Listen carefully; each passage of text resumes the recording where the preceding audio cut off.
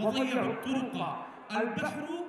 Kelompok pejuang Houthi Yaman siap mengirim ratusan ribu pasukannya ke Lebanon untuk mendukung Hizbullah jika perang dengan Israel pecah. Pernyataan itu disampaikan oleh Wakil Kepala Otoritas Media Houthi, Nasr al-Din Amer. Houthi yakin Hizbullah memiliki kemampuan untuk menyerang Israel. Oleh karena itu, Houthi menyatakan siap mendukung Hizbullah menghadapi perang melawan Israel. Adapun sebelumnya, Israel mengancam bakal memperluas konfrontasi perang di Timur Tengah. Menteri Pertahanan Israel Yoav Gallant bahkan menyatakan pihaknya siap memulai fase baru perang dengan fokus melawan Hizbullah. Gallant mengatakan Israel bakal fokus dalam perang melawan Hizbullah setelah insiden pager dan walkie-talkie meledak bersamaan.